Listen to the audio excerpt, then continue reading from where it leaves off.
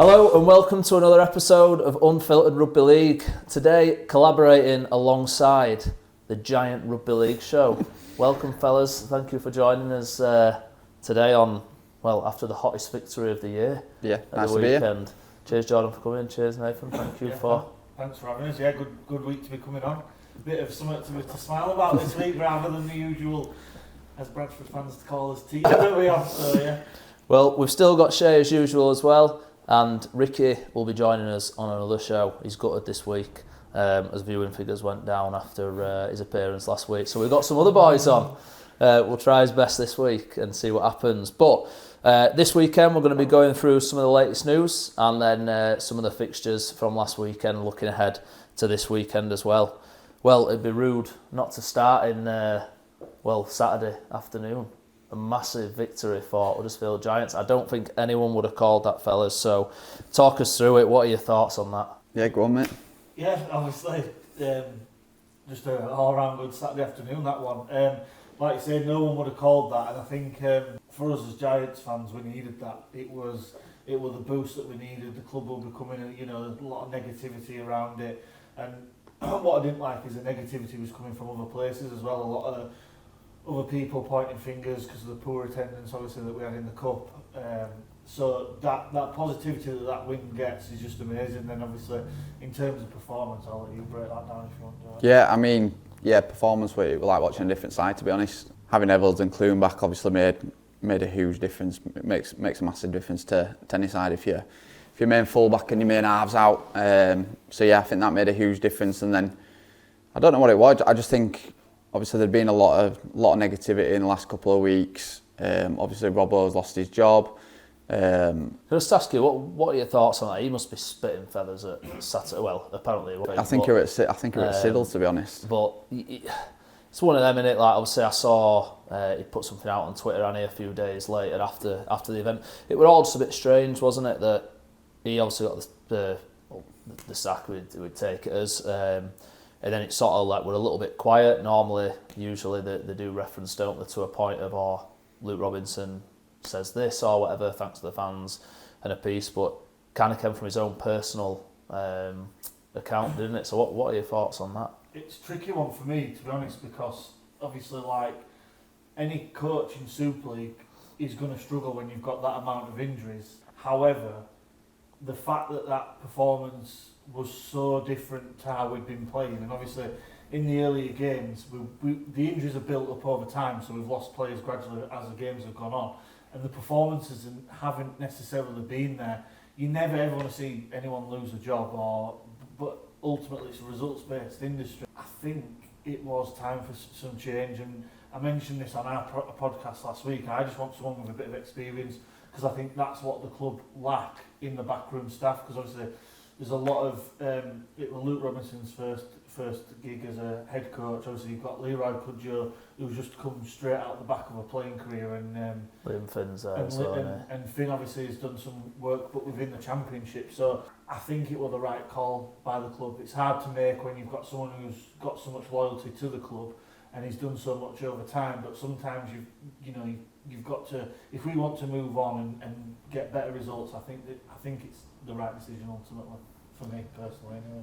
Yeah, do you think it's a bit of a sour note how it's been sort of left with Robbo then? Obviously I'm just looking into, or possibly reading into it too much. It was kind of like more, his response to public was from a personal side of things as opposed to like the club saying, I'm sure they do the usual formalities, wish him well, all the rest of it, thanks for his service, but yeah, it just seemed like it would have, he must be sat there thinking, I think he referenced it, didn't he? Like, it's a few games too early, it's probably quite short-sighted.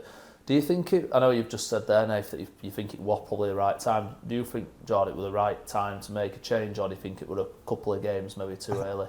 I personally think, obviously, we're only, 5-6 weeks into the season, but Robbo's been head coach for 18 months. And in my opinion, in the 18 months that he's been head coach, we've gone backwards, not forwards. So obviously a lot of people out there saying, it's a bit too early, you've got these fixtures coming up, your players are coming back. But at the same time, Clune and Evalds, we had them for 1-2 games last year. There's nothing saying that Clune and Evalds are going to be fit in 2 weeks' time. And then if they're not fit, you're back to where you was the previous week when we lost to Bradford. So I think it just got to that point where there was no real, for me as a fan watching, we weren't really progressing. And obviously at the club they're making a lot of changes in the background and saying how much the club wants to go forward. Well, the club's not going to go forward off the field if it's not going right on the field. For example, attendances, obviously they've started slowing down as well, and people are going to come watch rugby when you're scoring tries and you're winning games. Yeah. And those were two things that we've not done for a long time.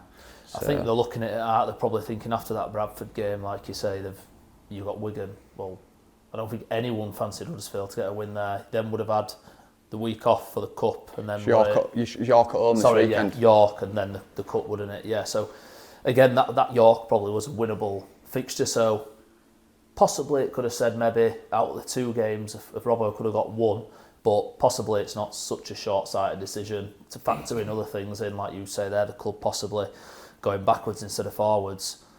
Like you say, it's results-driven, and Huddersfield, they can't be sitting bottom of that league when there's 3 promoted teams come up on probably minimal resources, really. So, yeah, it's a strange one, obviously. Looking ahead to the season at the beginning, you had the Challenge Cup fixture with Unslett. Did you play Unslett in that? Yeah. And then you had the game against York, which you just pipped them, I think. Yeah, we did. That pre-season friendly, didn't you? So I suppose as fans, you're looking thinking, yeah, and obviously, as everyone did, Huddersfield, best pre-season ever. Hardest pre-season they've ever done, all the rest of it. Yeah. But yeah, it's just obviously come to a bit of a bitter sour end for Robbo and his tenure at the club. But let's look ahead then. You've talked about what's happening with coaches, someone experienced in there. Who we're thinking? Well, who would you hope, realistically? Obviously, if you're not getting someone out of another club, who are you thinking if we're looking on the open market? Shay, jump in and give me a bit of an answer, because I know I'd want. I said like on our show, I said like Brian McDermott or someone like that, but it's just not realistic, is it? So, is it not realistic? Though? I don't think so. I mean, they're going to have to spend some money, aren't they? Yeah, it's a tough gig for any coach coming in at this time. Look, we've played 5 games, we've won 1. It's going to be a tough gig for any coach coming in, and I think, especially by the sounds of it, the board, Ken, they're expecting a lot better than like the previous couple of years has been. So we've already had a bad start. We've got York coming up this weekend, but after that, then we've got some tough 4 fixtures after that. So yeah, it's going to be a tough job for anyone coming in. I looked at it and I thought, when they made the sacking, I was thinking they must have someone in mind. Well, do you know what I mean? They surely wouldn't make that call without having someone in mind that's maybe they've already had talks with. Well, they opened it, didn't they, for applications when they put it out. And did you end up hearing back from them? Yeah, I've got a second interview next week. No, obviously they opened it out, and by doing that, to me, shows that they didn't have anyone. And it's not a bad thing, you know. They've been. I think they said Neil Warnock's interested, didn't they? Yeah, we need Sam Allardyce to keep us up. Yeah, I think it's a tough one, isn't it? It's a tough gig for any coach to walk into that, but it's one of them, are they in a position where we don't know what's happening with relegated teams and things like that. Really, would it have been, I'm not saying fans would have been happy with it, but would it have been safer to stick with Robbo and just let it run as long as it did, or does it just potentially that gradual decline going down and down and down, and if you did then finish bottom of the league, I think personally, I think if we finish bottom of the league, we're in serious danger of going in the Championship. London are going to come up. That's kind of long and short of it. They're going to come up. Whether they add another team to the league or they relegate one, no one knows. So you can't afford to finish bottom in that table. I think especially if someone like Toulouse finished like 10th, I think how do you then send Toulouse down and keep us up? I don't think you can. So I think it is important for us to stay in this league. Sorry, just tying into that as well, obviously, like, you've got your attendances as well, haven't you? So obviously, like, Bradford have come up the flying, people want to see York.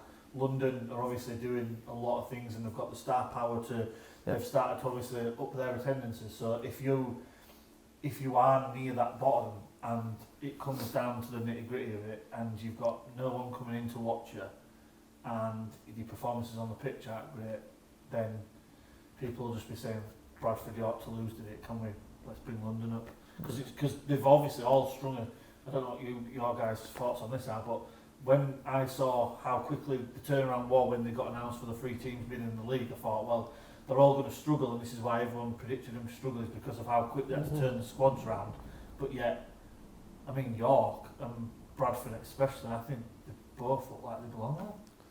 What do you think, Shay? Obviously, looking ahead to looking at Giants, what needs to happen in your opinion? I think they need a big clear out again. I think some people in that playing squad are just. I mean, it's tough to say they're not good enough because they've either done it elsewhere, and it's hard to say in a struggling team. But I think it's just a major overhaul needed. I seen someone on a podcast, an NRL podcast, saying the S&C coaches are your bread and butter to any team, and I think we've seen that now. I don't know who their S&C coach is at the minute, but they looked a lot better under Ian Watson's when they had their S&C coaches in there. So I just think at the minute they just look. In the games that I've watched them lose, and I don't want to go on too negative because obviously we just back off a big win, but it looks like 60th minute they're just gassed out. They have been in games. They've been in some games. I've watched more or less every game. They've been in games. They might have been losing up until that point, but I think once it's just knocked over that 60-minute mark, I think that's where teams have just capitalised and gone on top, and they've just looked a little bit unfit in last sort of stage of the game. Bradford's a prime example of that, I think. Yeah. Prime example of that. Like, that was such a winnable game, like you mentioned. Like, we've been in games where we've been 20 points behind in the last 20 minutes, and in game's already gone, or you might be like 10 points and it goes to 20. But the Bradford game, it were there to be won, and it were lost in that last 20 minutes. So, prime example of what you're saying there. So, hopefully that's something that can change or progress. But I think if obviously for the first few weeks of the season we've had minimum of 8-9 lads out injured, and if you've got 8-9 lads out injured while you are on the training ground, there's no way you can train properly, because you can't afford to be losing more players like last year. On the training ground, everyone was seeing him to get injured. So I think part of that will be to do with that as well, because obviously the S&C coach actually came from Salford this year, and during pre-season all the players were raving about how much it's changed in terms of how much better it is the S&C. But I think obviously as they've picked up injuries, there's no way they've been training as they should probably normally train, which then when you are on a pitch, if you're not match fit, you're not going to be able to go for 80 minutes, are you? I think obviously what you're all saying is all different variables which has affected them coming into the season. It's just you've never seen it like, have we, across Super League, but in particular Giants. We've seen Wigan's 2 star players out. Saints are missing loads. Saints have probably got by unscathed, and we'll come on to that. They've been picking up wins, but really Friday night showed that, well, without actually all these players, which they are missing, they're not going to be up there either. So it's an interesting one. I just think we've spoke about it and brought it up. Do we think these rule changes have got anything to do with the more and more injuries, the fatigue the players are under? Are they not able to cope with it? Obviously they're so athletic and fit, which is great, but to do that for 80 minutes in cold weather, which I think is making a massive difference, because obviously the NRL is that you've got this kind of, we're trying to base our game on kind of how the NRL is at the moment, but in NRL it's minimum of 10 degrees warmer wherever you're playing generally. So over here, when it's quick, and obviously it's a lot quicker than it was last year, well, it's been 7-8 degrees. When you're playing in them temperatures with the speed of the ball and stuff like that, people are going to pick up injuries, and I think that's probably why you see across a lot of sides, it's usually their outside backs, the full back that's quicker, that are picking up injuries. It's sort of these fast twitch movements in it that are causing it. You look at as well, like if you're talking about the sat on the bench for, I don't know, I've seen some players already, I don't know if it's happened at Giants, well, probably cleared them out, because I think you went down to, do you only have 12 players on field at one point a few weeks ago? But if you look at some of the players that are on the sideline, I've seen it where there's been up to 70 minutes. Well, if that player's coming on at 70 minutes in 7-8 degrees, well, that little jog up and down touchline, that's one thing that I just don't quite get. And when we speak about, and this isn't bagging S&Cs or anyone, because they know a lot more than we do, but like the warm-ups, what are they? Do you know what I mean? They're jogging up and down. You're telling me they're going from that, which is probably moving at somewhere like resting heart rate, just slightly more, to then, right, you're straight into the washing machine. If you're jumping on it into forwards, how are you then getting up to that intensity like that?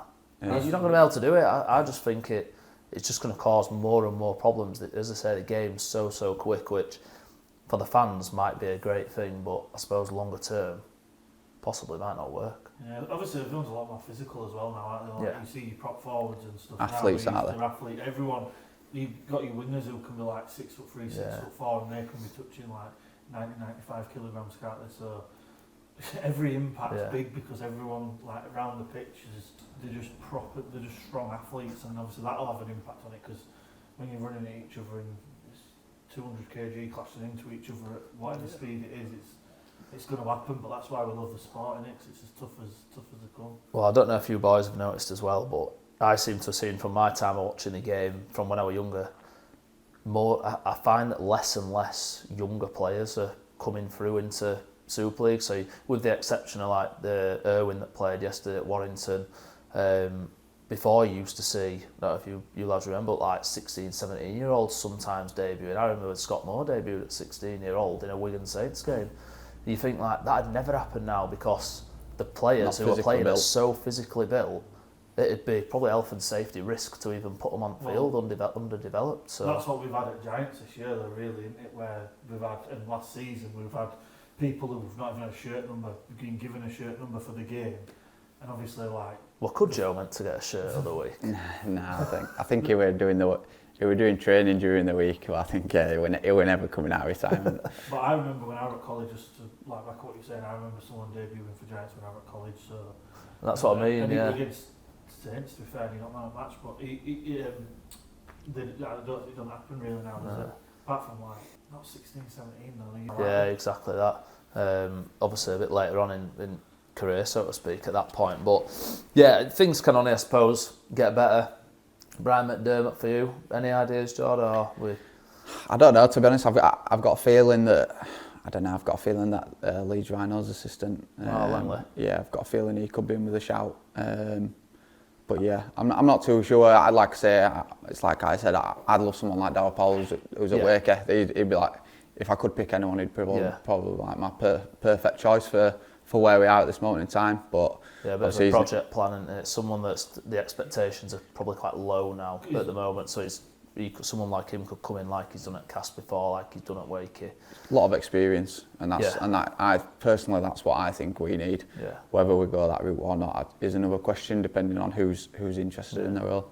I think Langley would be a great shout. I think he's just obviously his time served as well now, and he is an assistant, done the gig at London as well. Obviously a gig in Rugby Union. And then now, obviously, Rhinos, he seems to be well thought of there. I think the only issue there is backroom staff. If they know whether Brad Arthur's going. Yeah. And I think he's come out as well, hasn't he, saying, well, I'll let him know by June or whatever. 29th of June or something. I just think that'll derail their season again. They did this last year, didn't they? Yeah, it was the same thing, same sketch going through it, and I don't know. Obviously, he's got the PNG job, and Willie Peters, which we'll come on to, but. I don't know whether possibly Langley's got maybe sights on that and Leeds would maybe go from within rather than recruiting externally, but who knows? I don't even know if he wants a coach gig, but it'd be a good shout. Does it need to happen sooner, or do you think it's a wait, might take as long as it takes and leave Finn in charge? I'd personally like somebody announced for this weekend. I think it's what we need. I think we need to act on it quickly. At the end of the day, there needs to be new blood in terms of a coach within that squad and fresh ideas. Because the Wigan game, I think it is like there's no way we're going to play like that every week after with the same backroom staff there and the only person that's missing Robbo. So personally, I'd like to see a coach announced for the weekend. Doesn't have to be in for the weekend, but announced. I think it'll bring more interest in terms of people from Huddersfield down to the ground to watch, a bit more of a buzz, and then obviously if you pick up 2 points against York and you bring in a new coach in, all of a sudden things change. Plus you've got you've got the cup weekend to sort of have that little bit of extra time as well, where the players have time with the coach before going into You've got 2 weeks then, haven't you? Next round of fixtures. So, yeah. Well, let's move on to just last weekend's fixtures. Touch on a couple of bit of news on each team as we go through it, but I know in this one, Cass v Bradford, we were a bit of a 50-50 split on it, weren't we? What did you think of that, Shay? I know you watched that game. Do you fancy Cass? Cass to take that in the end? Yeah, I don't know. I think I've mentioned it every week, and there were 2 games that stood out this weekend. Taking the 2 points when you've got them by the scruff of the neck, I don't see why you'd do it in this. You can tire teams out so easily with this new ruck system, and you take 2 points, and the defending team just see that as we'll take that. We'll kick to you, pin you in as hard as we can, and then we can just go again. The game's in free flow again. I think it doesn't help. It's not like before where it used to help slow the game down, get your breathing back. Because as soon as you kick the ball again, you're straight back into it. And I think the 2 games this weekend, where Bradford and obviously we'll come to the Warrington one, they both opted to take the 2 very early on, and it's backfired. And we've seen it in previous weeks as well. I thought Bradford looked like they were probably good for the win at that early doors in the game, and then they just had a bit of a blitz moment, didn't they? Cass picked up a few points and looked like they moved a few players about as well as the game kind of went on, and kind of they were too far in front, weren't they, when they're up by 40 at that point. But yeah, again, then Bradford had a little bit of a late surge late on. So yeah, I'm interested to know what are you. We've talked about Bradford a little bit, but Castleford, personally, I don't think their season started any better than yours. What are you sort of think? I think if you look player for player, I think you've got a better squad than Castleford. Probably. I think it's just a case they've stuck. I think if they didn't get that win against Bradford, I think Carr were on thin ice as well, to be fair. To be fair, that's another we've played Cass and lost. So and they battered us. And obviously we didn't have the players there, and etc. You can't use that as an excuse every week, but I think Cass they're just inconsistent. You never really know what you're going to get from them. Like, they play spells of a game where obviously because they've shifted points past us, they've put points past Bradford, so they obviously can move it in attack. I think if they tighten the defence up, they'll obviously be in for a slightly better season. But yeah, I think Carr's not had the desired effect that they thought they were going to have when he came over, and this is what worries me if we go out and get a coach without experience, because Carr's got to find his time in this league and understand how it works and get used to the players that he's got. So that's why I want someone, to be honest, who's British, well, doesn't have to be English, but someone who's based, maybe Super League based, and managed the year before for that reason. Where's Uncle Tony? Do you know where he is? Surely he might on be a beach back somewhere. You look at that, and I'm looking at it thinking, well, they've conceded 100. Cass have conceded 100 points in the last 2 games. Obviously that Warrington one, which were dire, and then they've won. Ultimately, the 2 points were the main thing in that game for them, I think, wanting to get the 2 points over the line. I mean, they've just taken Fuelis from Warrington today on loan. I don't know if that's a month loan in. They took the 2 Wigan lads. Ford, this hooker. Tom Forber, is it? They took Forber, him. Good player him.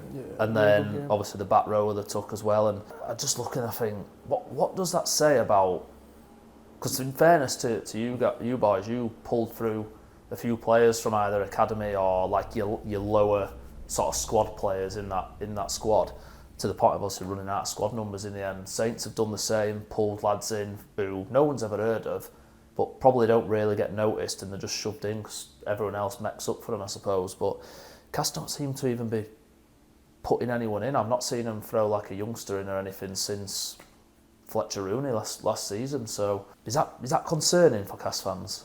I think that obviously, is it Chris Chester's there, isn't there? Yeah. I think he's under a lot of pressure, to be honest. I think obviously he came in and Cass were going to take these massive jumps forward, have a big recruitment drive. I'm not going to try to pronounce his name, but the centre that they've got, he looked special, to be fair. He looks a talent, but apart from that, there's no signings really that they've brought in and you've gone, wow, what signing. And obviously Chris Chester's under a lot of pressure, so I think probably for him, he's probably thinking, I need to go get some better players from around here, because if we carry on losing, then my head's going to be on chopping block as well. I think that's the thing. They've gone and brought in some players, haven't they, from, so like you say, it's the same kind of sketch as what you were talking about with the coaches, players that don't really know the competition. Whereas I suppose these younger lads that have played, I'm not saying a handful, but between a handful and 15 games or something for either Wigan, Warrington, maybe he's thinking, right, we'll bring some of them boys in. And I dare say, if probably Leeds or Saints had some more bodies, he'd be trying to probably take them from there. He ain't going to be trying to take loan players from Bradford or, wherever, Huddersfield, is he? Hull. But I think if you can get some players that want some game time that are not getting it elsewhere, that's probably the best thing they could do at the minute, because you've got too many players that I think are playing in that Dijon Arce. Big money, probably expecting more from him. Weaver, to be fair, you've mentioned him before, haven't you? And he's actually probably been the better of the lot, to be fair. When Fish went into League, he went in when he was in the Championship. So he did the exact same thing at League, but they had a year in the Championship to work all the combinations. This Castleford team, they only got 2 players in the whole squad from last year, and that's Westerman and Lawler. Lawler and Alex Miller. So you only got 3 players in there. So if they were in Championship, they'd be well up there. They'd be pissing it every single weekend. So he had the opportunity to do that at Leigh. He's not going to have the opportunity to do it at Castleford.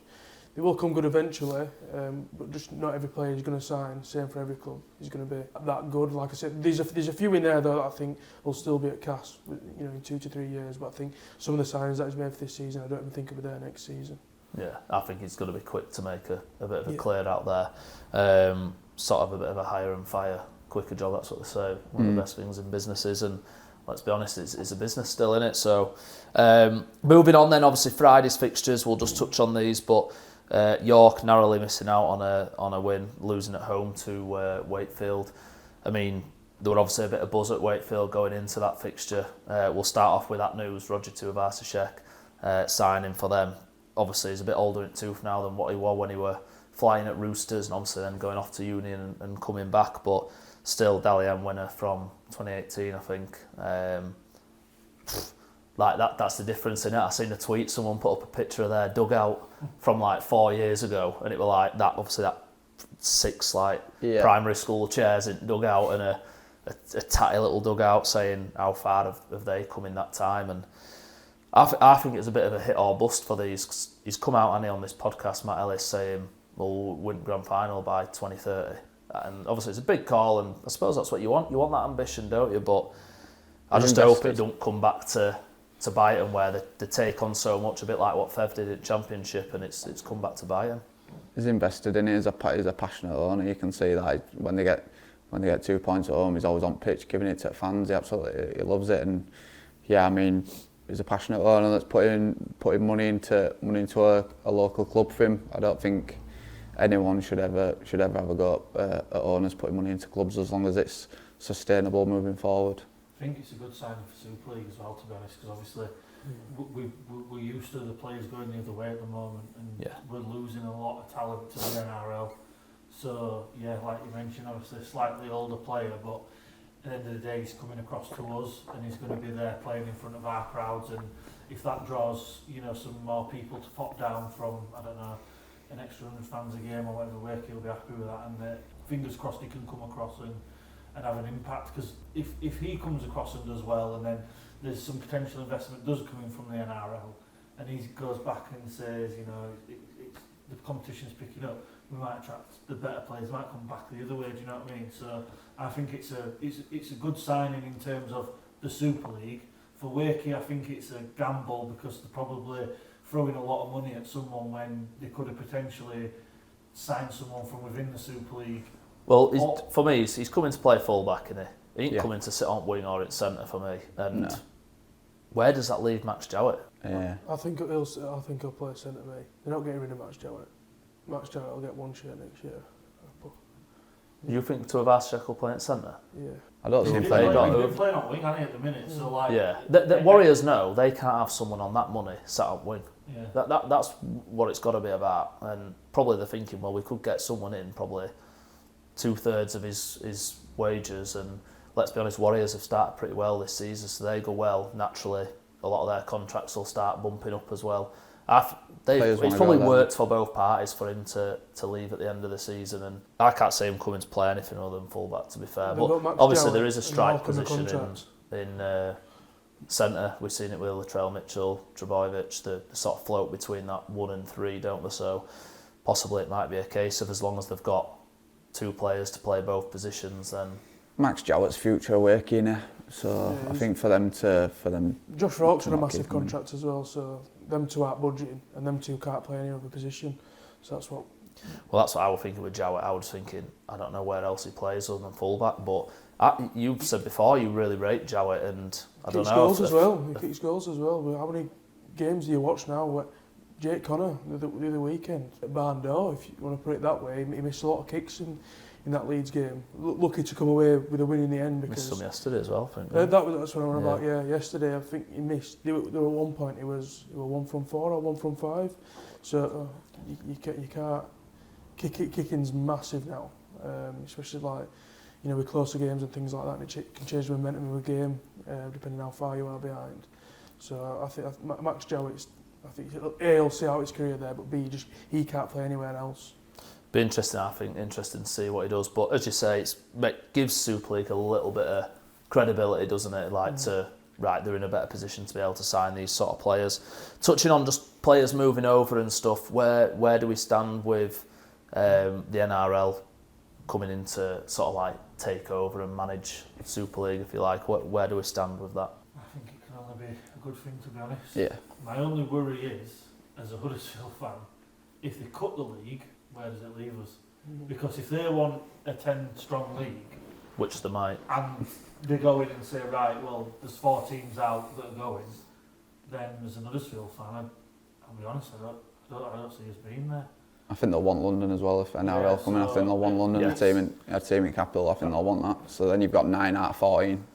That's what really worries me in terms of the expansion, and obviously there's no word on that. Would they keep Toulouse and Catalan in that, do you think?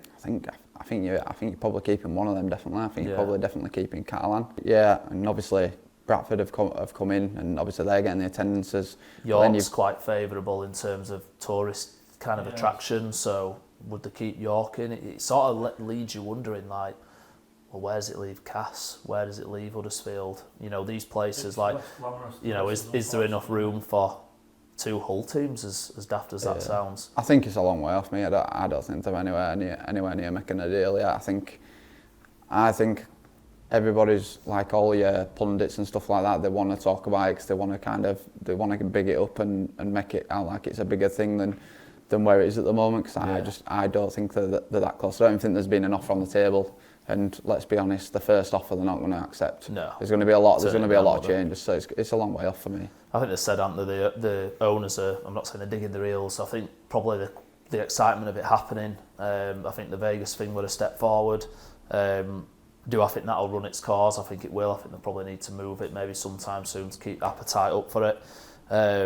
I don't think many LKR fans will be rushing to pay to go back to Vegas next year, but we'll see what happens with that. But yeah, I think it's something that needs to happen. For me, watching the game for 25 years at least now, I really haven't seen much improvement in Super League as a competition in 25 years. But if you compare that to your Premier League, which went from First Division to the Premier League, that's grown and grown and grown, and I know football's different, and I'm not expecting it to accelerate at the same rate, but it just feels like we've had so many boo-boos over years that have just got us in this position, so something needs to change, and if that's the answer, then... Well, the clubs are not sustainable without the owners, are they, at the moment? Which, if for any sport to grow, and I know obviously you've got your football clubs where people go in and they throw the money, but you've got your TV deal there. You've got your TV deals. It needs to be stronger. Clubs need to be in a position for it just shows when Salford, Featherstone, the stuff that's going on at Halifax. It's it's never ever good news that they're in the news for, and that's probably why rugby league gets a bit of a bad rep. And obviously there's all the stuff about head injuries, and it's we need someone for me like an Eddie Hearn to come in. Or like a Ben Shalom, that type of person, charismatic and like make some superstars out of it. I think I've seen. He said before, Eddie, and he just says there's no superstars. Yeah. And that's probably quite narrow-minded because I think there's potentially a lot of superstars in the game. You see, kind of did you see that, were it this year that launch, or were it last year they did that launch, and the players turned up at it, but they were wearing like their own sort of like clothes instead of turning up in Saints tracksuit or Giants tracksuit, and there were a bit of traction from it, but I don't know, it's like you see these French players turning up. Have you seen it? Like, it's fashion parade, innit? And they've probably got sponsors and all sorts. I'm not saying that rugby lads are going to be sponsored by Gucci or whatever, but yeah, I think we're a million miles off players being sponsored anymore. You used to have back in the day Paul Sculthorpe on Gillette on TV and stuff, and this sort of things you just don't see anymore, do you? I don't know. I think we're far away from the sport being desirable to be marketed well. But something needs to change and fast, and it needs someone, like you say, to come in with a bit of character and probably really just shake it up. And it is going to upset probably people that have been around and been with the sport for a long time. Where's it leave your clubs like Batley, Dewsbury, Halifax, potentially your Huddersfield, Cass if they drop in them categories? That's what they're worried about, I think. You know, these championship teams, where does it leave them? Do they go further and further away? Do you know what I mean? Just coming to my head then, you know, I was thinking, sorry to interrupt you mid-flow, but I was thinking then, right, I never used to be into F1 at all until I saw Drive to Survive. And now, like, I look for the results and I couldn't have cared less before. But now I've seen it and you get the driver's personality coming across and stuff like that, and all these, like, all or nothing that you see on Amazon. It needs someone to come into a rugby club and, like, see the injuries and, like, you know, someone knocking the shoulder back in. And whacking it back in, whacking it back in, and, like, all the hard work that goes into it in the background, so that people understand how tough a sport it is. And I'm sure if you had some of them cameras behind, there'd be some there's some entertainment. There's like with proper working class like lads out there. There'll be some fantastic banter and stuff. So Amazon need to get an all or nothing on there. It makes sense. You said it about West Tigers one. I don't know if you boys seen the West Tigers one on YouTube. No. There's like, is it 4 episode series? 4 episodes of there, you know, pre-season. Yeah. But you said the same They're thing. like 20-25 minutes long. And I watched them all, and then just subconsciously then, when the season started, I was just looking at West Tigers and seeing how they're getting on, and they've been getting on all right. Or like just on a Saturday morning, all West Tigers, and I'll go out my way to watch that game. So it just needs stuff like that. There's no. Leeds have done it a bit, haven't they?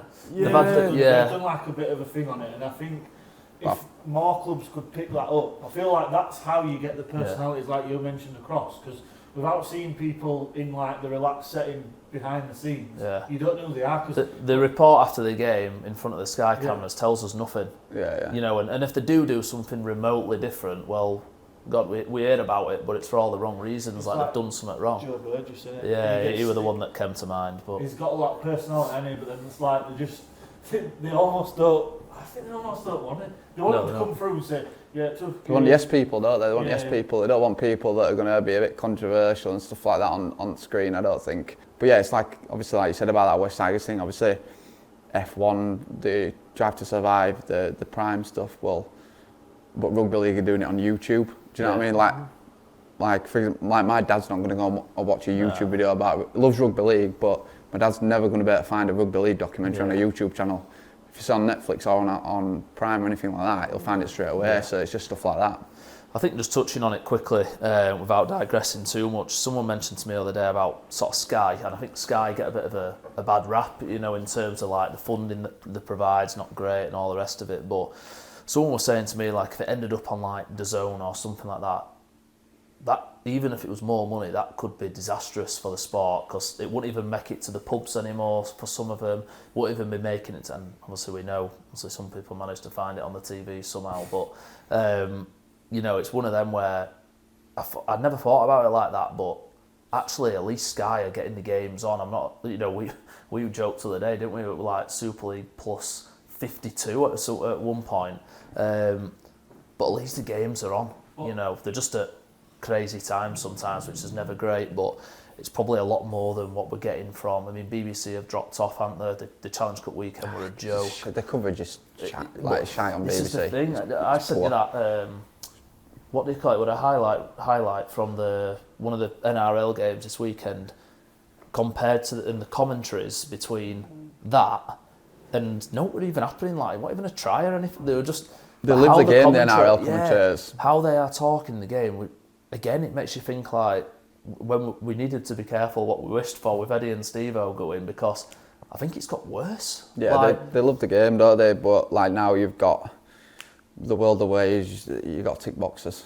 But some people that are on commentary teams, and especially on the BBC, like the BBC wild. One's shocking. Barry McDermott's the only one that I think's good. Yeah, it's pretty poor at the minute. It's pretty poor at the moment, innit? They need someone, like you say, to shake it up.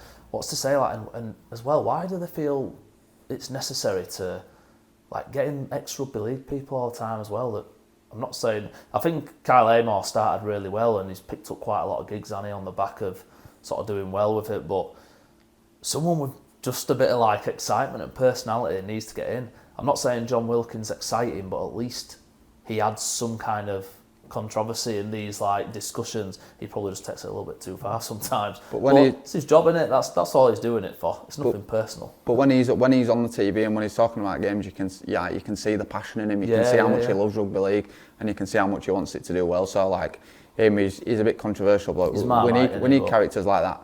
Definitely. Well, quickly brushing over it, we won't focus on it too much. Ulkar back to winning ways. Obviously, took Saints to the cleaners on Friday night. I think we mentioned the week before about obviously Saints, their injuries. They were getting a couple of players back, but still playing a back rower prop forward at hooker to start the game. They looked way off. I think at half time, I think they wanted to go home. Came out, scored a try quickly, and then it was curtains after that. And for me, it was just the one-on-ones that were missing. Stuff which is, I suppose, you'll have seen it in the last few weeks with Giants, things that you sort of think they're inexcusable, like one-on-ones, like falling off tackles, knock-ons. There were some players forwards that were David Clemmer. I think he'd done something like in a full game, and to be fair to him, he's been pretty good at the start of the year, but 4 carries and about 16 metres made in a full game. Wow. You know, there were players, I think someone who did the most were like 18 metres. Can't take out away from Ulkar's defence. They looked really good again, to be fair. But they've had obviously some massive news this week.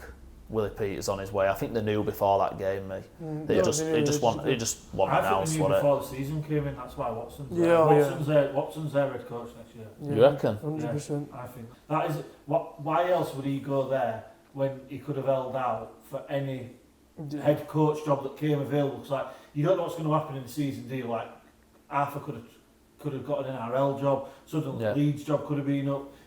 He went there, I think, knowing that Peters will leave at the end of the season. Same as McNamara, he knows at some point he's getting that Wellington job or he don't go. Yeah. Because them sort of people could hold out and get a head coach role, no problem. Well, I'll ask you now then, can Ulkar obviously had a massive year last year. Can they go back to back? No. What, this season? Oh no. League's too competitive this year. I think last year. What's the difference between them going back to back and not being able to, but Saints been able to do it, Wigan been able to do it, Leeds have done it before. What's the difference? McLaurin and Wahir Hargreaves, like the two players that brought that winning mentality to that team, that have been there and done it in the toughness of it, I think is the reason they. And the start of the season.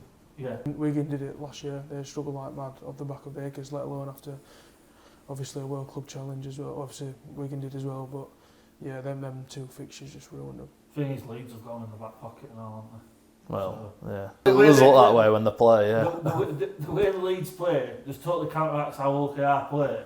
So I just think that if I'm a head coach, I'm going, right, what is it that they're doing? And pretty much I said to you last year when they beat them twice, I said, OKR absolutely fly out of the line. But the thing is, as soon as you move the ball a couple of times, if you can do it, there's a gap on the edge. Because they can't all come up and keep the thing. Yeah. So Leeds move the ball to create the gaps and they make the holes to pierce through them. And it's easier said than done, because obviously they were the best defence in the league by far last year, but I think with the people they've lost and what they've got as a team this year, I just don't think they go back to back. I'm not saying they can't win a cup, because they're going to be up there. It's a bit of a shootout, that, isn't it? Just a cup competition. Yeah. They're going to be up there with the top 4. For me, they're going to be in top 4. They'll be in the top 4. That was a weird one, wasn't it? That they all missed the 4 biggies all missed each other in the cup fixtures as well. all missing each other. That were No corruption, is there? A bit of a funny one. But obviously moving on, I don't know if you boys saw the sort of the after match thing where they get the player in. I think it was Minchella. He, as you said there, he basically came out saying that when Saints scored in the second half, they'd moved the ball from left to right pretty quick, and he was saying the ball should have never have made its way back to the middle. So you can see what they're doing, and it's that in it. So it's flying out the traps early and trying to avoid that ball moving anywhere. And if the ball moves, I think that's when they're going to find that they struggle. What OKR I think struggle with this year, sorry to go back onto it as well, is that they were the best team at holding people down last year. They literally bullied teams, and their forward pack was so dominant last year that the fact that you can't hold on and that you're going to give the penalties away, I think just alters their whole way that they played last year. So I think they might struggle in terms of getting up to the quickness of it as much as other teams have, because obviously they'll have just thought, well, you don't change your winning formula, and then obviously they've gone to York and then lost on first game, then they've lost again, and it's like, well, we're going to have to learn these rules out. And I think they were just a bit slow to the party with that side of the game. And I think Jez Litton misses McIlroy a lot. I think he just did the horrible minutes. He did the horrible minutes every game. Jez Litton did start and he did end the game. And the end of the game, he was fresh every time he came back on that field. And Hull KR's method last year was for 50 minutes, pass the ball to the forwards, run down the middle. Last 20-25 minutes, we throw it about and we kill sides. Yeah. This year, Jez Litton's, there's a lot more pressure on him. Like there's a lot more pressure on him to play big minutes. Last year, he had McLaren doing the dirty minutes for him, and he could blow teams away at the end. Yeah, and they've thrown that Leyland in a few times, haven't they? But I don't think he's the answer at the moment to what they're looking for. But yeah, do they win any silverware this year? Obviously, Peter's on his way out. Does he go out with a bang with the silverware, or do you think no? I don't think they win anything. No.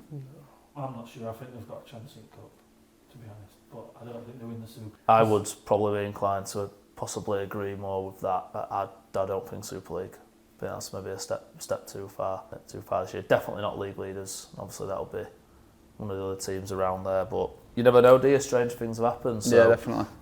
We'll see how it comes out. Quick one, obviously, Leon Toulouse. I don't think too much to write home about. It probably ended up being an half-decent game for a neutral, maybe. I didn't see much of this one, but obviously Toulouse narrowly missing out on, obviously, a win away. I kind of just fancied Lee they were another one needed to get a win over at line. Won by a drop goal. What we're thinking to that? Do we see anything different from them? Obviously, Shay predicted them to be league leaders this year. I called it. To be honest, last week on our show, I said there'd be a draw this week. You did, yeah. I had a feeling with the fixtures. I had a feeling there would be. And I'll be honest, I hate the golden point in a league game. I think it's wild. I don't think there's any other sport where when there's a draw you play on in a league game. I don't think there is.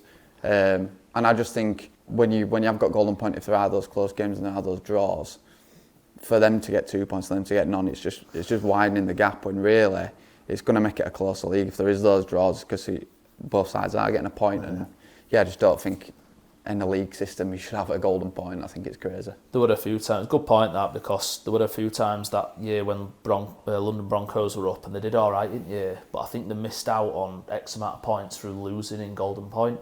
And had they got at least just a point for that, I think they'd have stayed up above Wakey. I think they were up at, I can't remember who it was, but there was someone that they should have basically finished well above.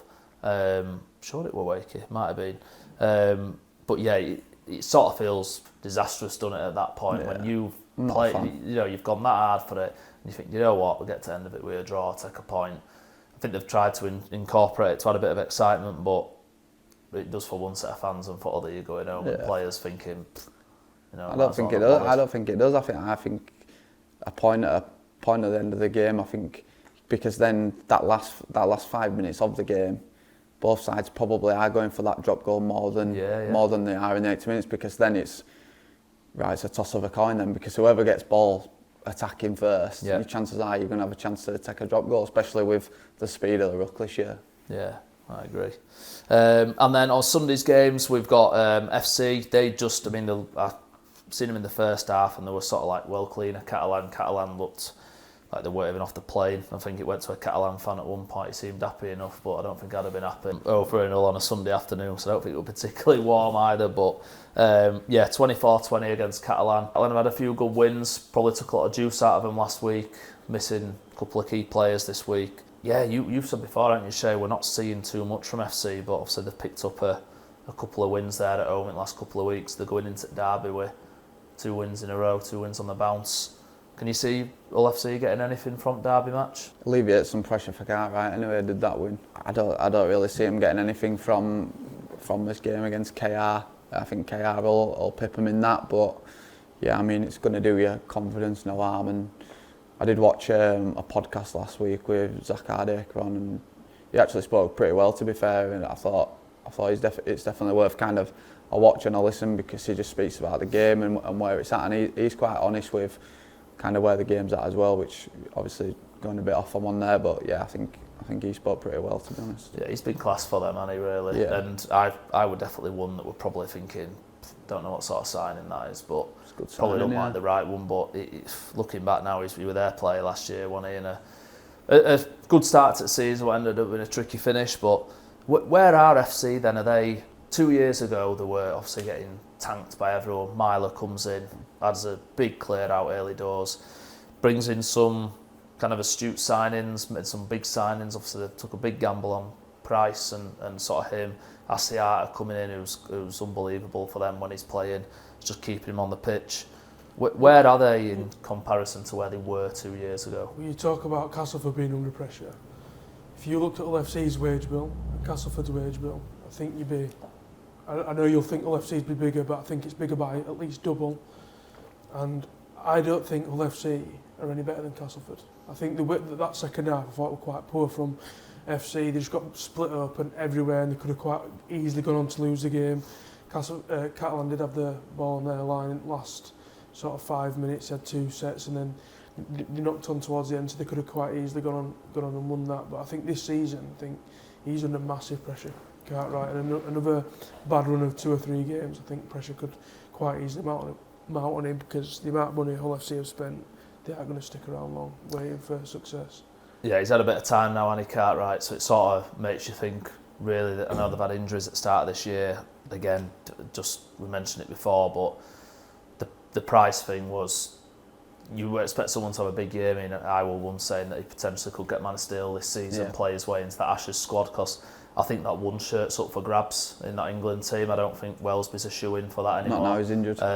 So, you know, it could have quite easily been a good opportunity for Price to get in, but yeah, that's a big loss for them, and they're obviously possibly in the hunt for another fullback. I know they've put Hardaker to drop back there. They've had Litton drop back there as well. So I think possibly they're still finding their feet a little bit this season. But I think they'll be happy to just again be picking up 2 points like they did last week and this week. And I think last week was a better win for them. This week probably Catalan. You know, they do struggle notoriously over here, but I think maybe FC, like in the past, would have struggled to even beat them at home. So yeah, I think they'll just be happy with the 2 points on that one. Leeds and Warrington, obviously a big game this. I thought it was a really enjoyable match, to be fair, to watch. You kind of didn't really know what way it was going to go. I always fancied Leeds at home in this one. Just thinking back home, obviously they'd had a couple of tough losses, and I think they'll have the kitchen sink thrown at them in the week. Obviously Newman with a big one, he's been dropped. Yeah. Interesting, that one, big call. Yeah, but obviously they've gone out and recruited, haven't they? And that's potentially his replacement for next year. So it's one of them, isn't it? Do you risk upsetting your new signing and not putting him in when he's the future? And obviously Newman's already announced that he's gone. It's a hard one, isn't it, as a coach? Because it's like, yeah. One thing that, for me, Arthur came out, didn't he, Brad Arthur, after the defeat the week before, and just said, like, he was raging one, he was proper frothing at mouth, and like, he was saying like something about the attitudes of some players and stuff, and maybe just Newman's fallen foul to that. I'm not sure, maybe I'm wrong in that, but maybe he's one of the players that he's thought he ain't putting it in, and maybe he's going to have to dig in at training to get that shit back. Because the problem that they've got is obviously Hanley's the captain at the other centre, so he's not going to take him out, is he? So it's going to be him and Bird for the end of the season. So. And you've not brought Bird over from NRL from Australia to sit on your bench. Definitely not. No, but I mean, obviously there's quite been a bit on social about his dive that he did during the game, and to be honest, there were 2 or 3 in that game where they were playing for stuff like that, and I think that's probably one thing that has happened since this speed of the ruck. Everyone seems to be trying to gain Litton got done for it. Well, not got done for it, but he got copped a couple of times at Catalan, didn't he? So they try to do it. Obviously, players they're picking up on things as they go out. What advantages can you gain? But yeah, I mean that was from him were poor. But yeah, apart from that, for your first start, I think he had a good game, to be honest. He did, yeah. I thought he looked really well. He's another one that's probably his NRL career has been a bit sort of hit and miss. He's had quite injury prone as well. That's the only thing I'd be thinking, kind of how long before he's out with an hamstring sort of thing. And obviously no one wishes that sort of stuff, but you sort of think some players just seem... Tanganoa's another one. He's picked up an injury, hasn't he? And one minute he's scoring 4 tries, and then the next minute he's out for however long. And that's the only thing we said at the start of the season. I thought Tanganoa would have a really good year, but it were injury dependent. And I like Tanganoa as a player, to be fair. Yeah, some just seem to gravitate injuries towards him. It's just unfortunate. It's like Will Price. You just think he had a few at Huddersfield, didn't he? Then he's gone over there. He had a couple there. Then he's gone to FC and he's had 2 biggies there as well. I think he's going to struggle to come back now anywhere near where we were at a couple of years ago, to be honest. But yeah, I mean, on that Warrington Leeds game, I think that Irwin for Warrington is a serious talent for futures. Because as well, like you said earlier about Jake Connor's kicking yesterday. Like obviously it was ridiculous conditions. The wind were pretty crazy, but Irwin was slotting kicks through most of the time pretty comfortably. And I think for a young English lad like that, they're exactly the type of players that we need to be keeping in Super League and not letting go to NRL. I won't be shocked if Sneed's back in next week. Because I think he had a good game, sort of kicking wise. There just looked to be a couple of moments where he were maybe targeted him, option didn't they? and things. Yeah, 100%. Yeah, he took a lot of traffic, but I don't know if you thought that towards him. Maybe he took a few wrong options. Yeah, just a bit of lack of composure. But I do. The only thing is, I will say with Mark Sneed, everything in attack and off the boot is perfect, but in defence, he's going to be quite harsh. He's building it himself. He's all playing now. You might as well just not have anyone there. Like players do target him. Players do target him, but they just run through him though. And you see it all the time. And I won't be shocked if he does keep his place.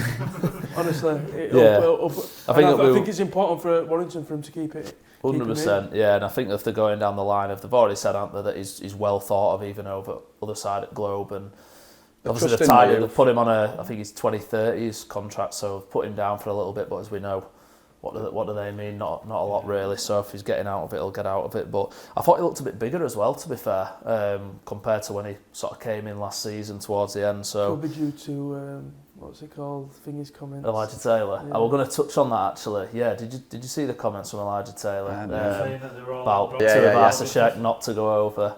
No, there has been a few players. We've said it at the start of the season. We never said it with that, but there's a few players that ended the season last season, and in a very short time frame, have not only put 10 to 12, but also just ripped as well.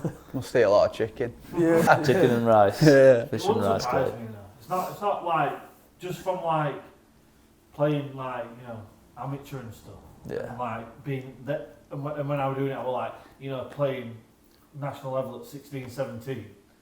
It's not unheard of, is it? Let's be honest. And he's alright throwing shade at us, but you're telling me none of them NRL. And must put warm weather over there. Yeah. There's some monsters over there as well, so there just needs to be a bit careful where he's throwing shade there, doesn't it? Because that competition's not free of its issues either. Definitely not. Well, looking ahead then, obviously we've got rivals round. Well, there's a few different, strange rival-looking teams here in this one. But yeah, we've got obviously the derbies in this one. But starting, we'll go to we've got a Thursday night game this week. Thursday night, straight on to Friday. Yeah, Friday. That's the right. Yep. So 3 on Friday. Starting with the derby midday. I love Easter weekend, mate, rugby. I mean, I were never playing it, so I get why the players didn't like doing that fixture list. I think he moaned at that, didn't he, as well, saying that he played 5 games in 12 days or something. But yeah, just the build up to that, like the whole derby, the Wigan Saints. It used to be Leeds Bradford on a Thursday night, I think, and then Wakey Cast Friday night. I just think that's mint. If there's one time in the calendar year for rugby league, I think Easter weekend's class for it. And hopefully it'll be a nice sunny day as well. It's normally sunny on a Good Friday. So we'll start off with the Hull derby. Where do we think? Are we thinking KR back on it, take over, KR at home in that one? So yeah, I can't see it's FC. a tough ground to go to as well. So and obviously a big win, they'll be wanting to get one over on them because they're not at best start of it, so they need to follow it up. One result's not good enough for them. They'll want to get that motion going and get a bit of a streak. Should I say? Joe? Yeah. No, KR on that definitely. I don't think KFC have KFC. I'm thinking about chicken, starving that. Yeah, I think KR win that pretty comfortably. To be honest, there's not a lot to say on that one. Same, Shay? Yeah. I think it could be a blowout, that one. To be fair, I think KR could really take KFC to cleaners on this one. So, I just think they're in a position now. They've picked up a couple of wins, but quite narrowly. Kind of two teams both not at the best as well against FC. I think FC could be caught napping here and get, unfortunately for FC fans, could take a bit of an hammering, I think. I think this is always the big one of the week, and I think Saints-Wigan, Saints at home. Strangely, which probably hasn't happened too often, both teams going into that game on the back of, not saying Wigan's weren't as heavy as Saints, but that was a tough defeat for Wigan to take, I think, against Huddersfield. So I think there'll be a bit of soul searching in both camps this week, which isn't usual for both them teams really going into this one. No, I think go on. Sorry, you going. I think the Wigan defeat to Huddersfield it is a heavy defeat for them, definitely. Scoreline maybe not as wide as a heavy defeat, but I think in terms of where each club's at the moment in time, I think it is a heavy defeat. I think Wigan win that. Yeah, definitely. But I think that will be probably the closest game of the weekend, to be honest. I disagree. I think Wigan will come back and do it. They were so rattled against us. They were so rattled. They were losing their heads. And what I like about Matt Peters, I feel like he'll have just taken them in, and they've lost to the bottom of the league who hadn't won all year, and they were undefeated. I just think that's all you need to say in your pre-match talk, innit? Like they're fired up anyway because it's Saints Wigan. So, and obviously, like you mentioned, you Saints are lacking some players, and I know Wigan are as well, but yeah, I just fancy Wigan to bite back, and I think... You just feel like they don't need any riling up them, do they? And Matt Pete will be showing them videos of Saints players kicking puppies or something in the dressing room. They just seem to be, I don't know what it is, they just come out like animals. They've always had it, haven't they, where I think Charlie's been in an interview before saying the tactics and stuff are... They're intimidating teams, aren't they? Like, all their teams seem to be just physical, big teams that have just them one or two flair players that can just flip a game like that. The issue they've got is they're missing the flair, aren't they? So like you've got your Brad O'Neill, like your Ollie Partington, your December, your like Luke Thompson, your rough is there. You know what I mean? Your intimidation factor's there, but at the minute they're missing Wardle, French, Field. So I think they miss Wardle probably more than I think I fans forgot expect. about him, to be fair, yeah. I think they miss him more than people expect. Yeah. Like, you lose having him as your second rower, and then but for me, Wigan, sorry, to going off on one there. Yeah, bad time to play Wigan. I don't think any team in comp would want to play Wigan after that loss. So yeah, Wigan. And it's weird, isn't it? Because Saints have had an even tougher loss, but I just think the way off, they just haven't got enough players to go and win that game. I think they'll match up for 15, 20 minutes, but as soon as you go 12, 14, 18 behind, it could end up being a bad day for Saints at the Brewdog Stadium. Yeah, I can't say anything other than, sadly, a Wigan win in that one. If anything, I think Saints will only win by just throwing ball around them and hoping for the best. They're not going to be able to go through them, so I think they'll just throw the ball around and hope to catch them on edges. You're looking forward to this one, Bradford and Leeds. Bradford at home for this one. I think they'll be probably getting a big crowd for this. I reckon they'll be getting touching 15,000 in this one. Yeah, agreed. For me, I think it'll be close, this. And I think the reason it'll be close is because it's at Bradford and the atmosphere, and Leeds like to do this thing, don't they, where they have a really good result and then they go and have a not so good result. So I think I'll go with Leeds. I think Leeds win, but I think that for me could be tie of the weekend. I think for ferocity, they've not played each other in so long either. So like to be there on, is it night game as well? Night game, Night game, yeah. That's going to be great. That'll be my personal. If I were going to a game as a neutral to watch, that'd be one I'd pick to go. Yeah, I'm busy on this one, but I would actually thinking of just going as a neutral to this one, and I think Bradford set this. I think Leeds obviously had a good win the other day. I think a bit of juice taken out of him in that match. I just think, as we've said before, I just don't think teams will want to go to Odsal, especially like you say a night game. If it was sunny in afternoon, middle of summer, I'm not so sure. Maybe possibly Leeds, but I just think again hopefully atmosphere is going to be electric in that. And I think if there's a highlight of Super League this season and promoting these teams from Championship, it could be seeing this game and what it looks like. Because if they can make a bit of an atmosphere for obviously when Huddersfield went and Toulouse have been over, haven't they, and Catalan, the atmosphere for this should be electric. I think Bulls nick this one. Yeah, 2 points. I think Bulls will win that one. Yeah, I mean, just to keep up my positive relationship with Bradford fans, I think Leeds win it. I think Croft and Conor are too good for Bradford's team. I think You're saying Bradford is shit? I'm not saying that. I'm not He saying said that that. off there. I'm not saying that. But it's a long season, and all of a sudden Bradford fans were quiet this weekend. We didn't actually. I think the phone must have died. But no, I think Croft and Conor are too good in terms of the players that Bradford have got. I think they'll find gaps. Did you see Conor put Croft through for that try? Yeah. It just that ain't even a line that an half-back should be running. But he finds gaps. Is that sort of player, and I think against teams that are lower that are going to be in that bottom half of the table, when you're coming up against somebody like Conor and Croft who play so well together, I think they've just got too much talent. Yeah, I think Croft, he had a decent game the other day, but he's on trial this year, isn't he? He isn't there next year. I think he's back in NRL for me, and I won't be shocked if he ends up at PNG job as well.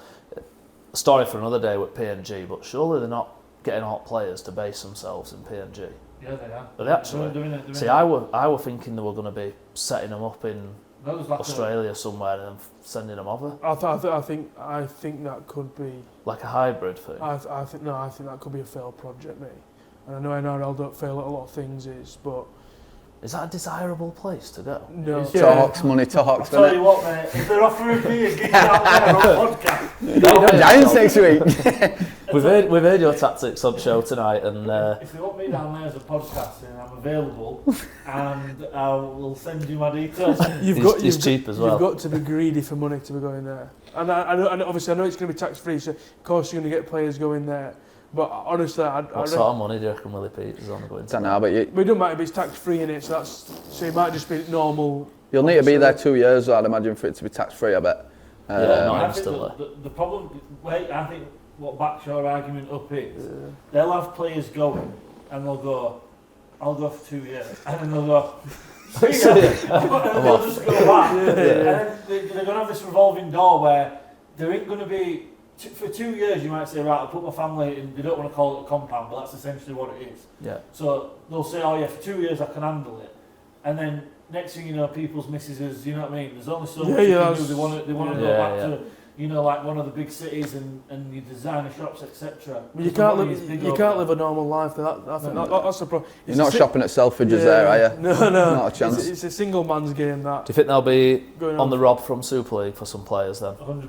Got to be on there. That will be.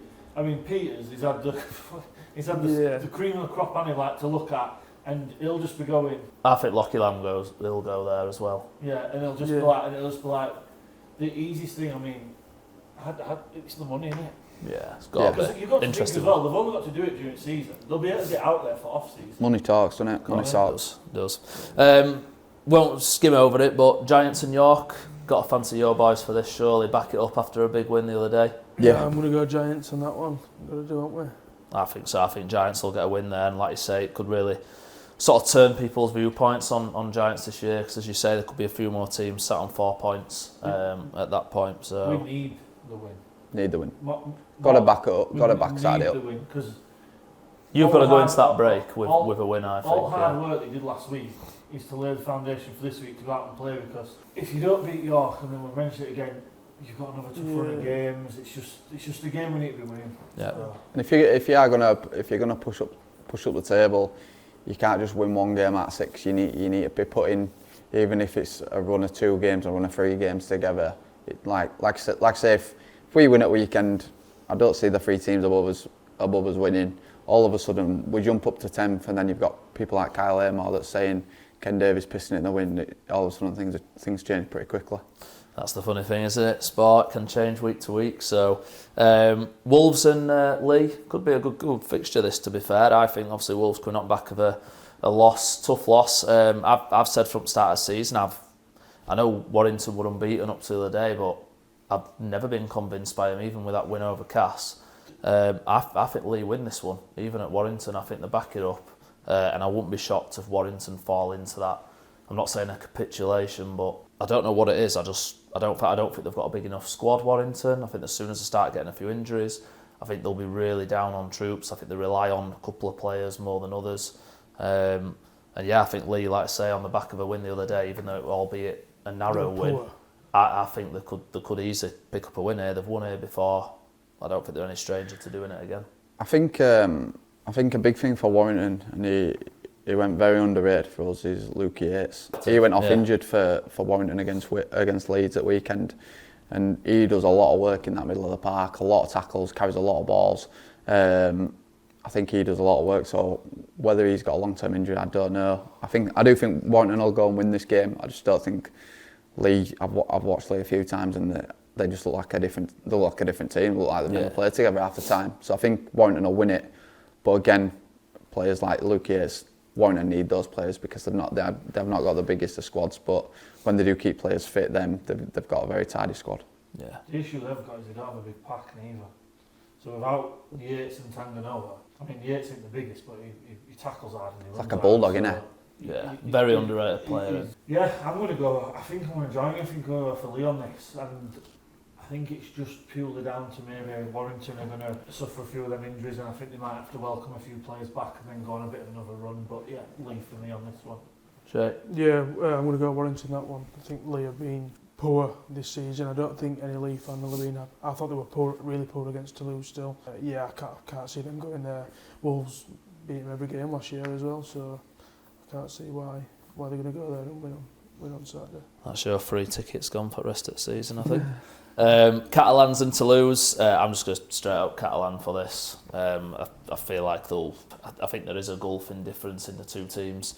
Obviously they had a pre-season game, didn't they, which were I think pretty poor conditions, but yeah, I just fancy Catalan to back up. Obviously a tough loss away from home, but yeah, I think they beat Toulouse on this one. Yeah, I think Catalan win that game. I think Toulouse, they probably just need to focus on teams that are going to be around them. I think that's probably their job this year as the season goes on, picking up 2 points against teams around them. I think they were my pick for Challenge Cup because I think they're just that sort of team where they're inconsistent, but on the day they're going to be a good side. Any thoughts, boys? I'm going to go Toulouse. Oh, yeah, I'm going Toulouse as well. Interesting. Split 50s on that one. And then a big one, I think this is a really good game. Sunday, final fixture at weekend. Cass playing Wakefield. I'll throw it out there. I think Wakey win. I think it'll be closer than possibly maybe what the two teams. I think Wakefield are years. I think they're 3-4 years ahead in terms of project time than what Cass are at the minute. But I just think possibly a win might help Cass from last weekend.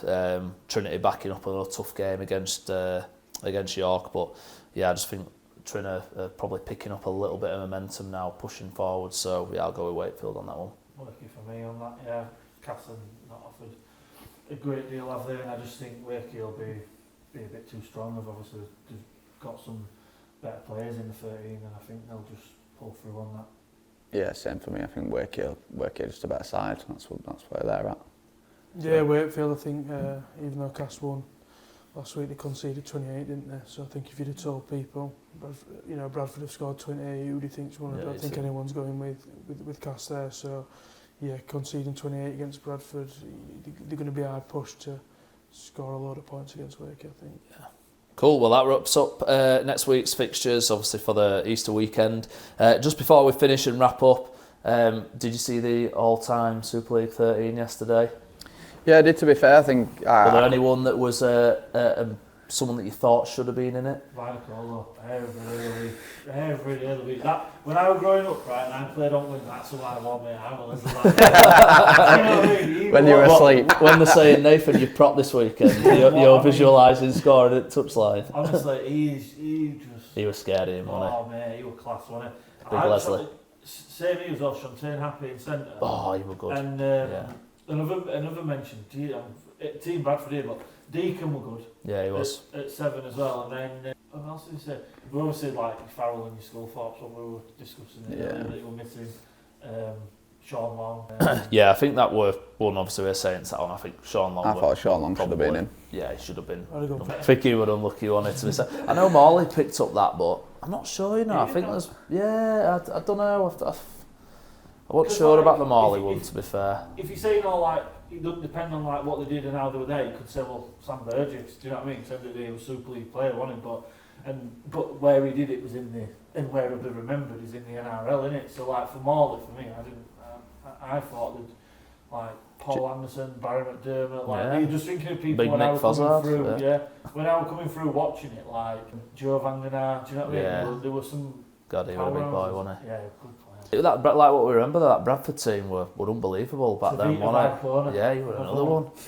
Yeah, they had some players then at that point. Quality, absolute quality. Yeah, I feel there were some notable people there that we've discussed that probably just missed out on it, but. Yeah, I think it probably told us that most Leeds fans managed to get a vote in on that more than we had that what when they announced it at Leeds, Leeds as well. Crazy. Very strange. But yeah, pleasure to have you on, boys. Thank you for joining us tonight. Obviously, we'll get the episode out and hopefully pick up some new Bradford subscribers. But yeah, all the best for your podcast, boys, and thank you for joining us. And as always, thank you to Nova Coffee for hosting the podcast and sponsoring it. Don't forget to like and subscribe, push us up the charts just a bit in front of the Giant Rugby League Show. And yeah, don't forget to come down, Sisset, Huddersfield, pick up yourself a flat white.